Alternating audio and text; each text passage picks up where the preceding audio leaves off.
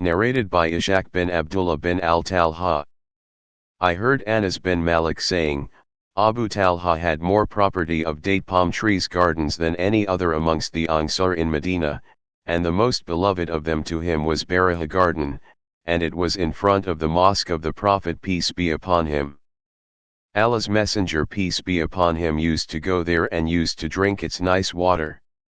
Anas added, when these verses were revealed, by no means shall you attain righteousness unless you spend in charity of that which you love.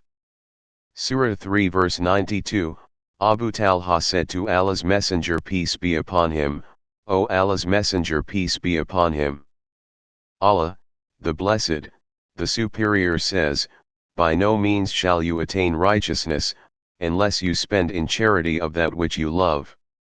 And no doubt, Baraha garden is the most beloved of all my property to me. So I want to give it in charity in Allah's cause. I expect its reward from Allah. O Allah's Messenger peace be upon him. Spend it where Allah makes you think it feasible. On that Allah's Apostle said, Bravo! It is useful property. I have heard what you have said, O Abu Talha, and I think it would be proper if you gave it to your kith and kin. Abu Talha said, I will do so, O Allah's Apostle. Then Abu Talha distributed that garden amongst his relatives and his cousins. Narrated by Abu Said al-Khudri. On Eid al-Fitr, or Eid al-Adha, Allah's Messenger peace be upon him went out to the musalla. After finishing the prayer, he delivered the sermon and ordered the people to give alms. He said, O people! Give alms. Then he went towards the women and said, O women! Give alms, for I have seen that the majority of the dwellers of hellfire were you, women. The women asked, O Allah's Messenger peace be upon him.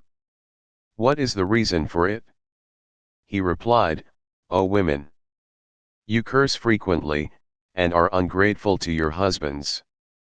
I have not seen anyone more deficient in intelligence and religion than you. O women, some of you can lead a cautious wise man astray. Then he left.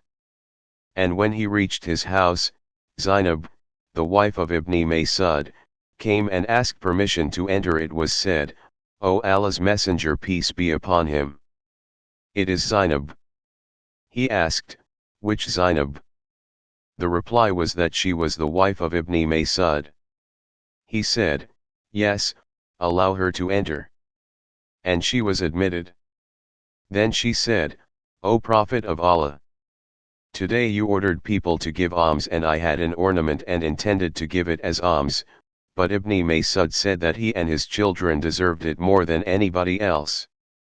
The Prophet peace be upon him replied, Ibn Masud had spoken the truth. Your husband and your children had more right to it than anybody else. Narrated by Abu Hurairah. Allah's Messenger peace be upon him said, there is no zakat either on a horse or a slave belonging to a Muslim. Narrated by Abu Hurairah.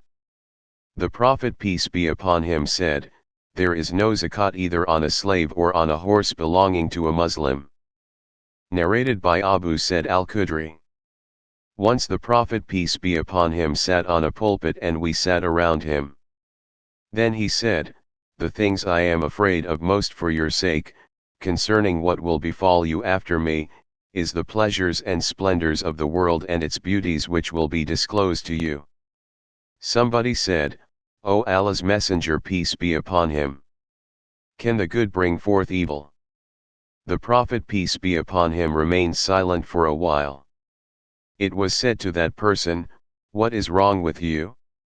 You are talking to the Prophet peace be upon him while he is not talking to you. Then we noticed that he was being inspired divinely. Then the Prophet peace be upon him wiped off his sweat and said, where is the questioner? It seemed as if the Prophet peace be upon him liked his question. Then he said, good never brings forth evil.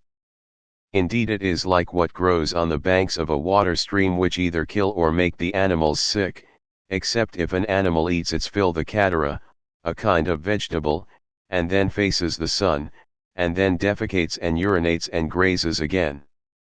No doubt this wealth is sweet and green. Blessed is the wealth of a Muslim from which he gives to the poor, the orphans and to needy travelers. Or the Prophet said something similar to it, no doubt, whoever takes it illegally will be like the one who eats but is never satisfied, and his wealth will be a witness against him on the day of resurrection.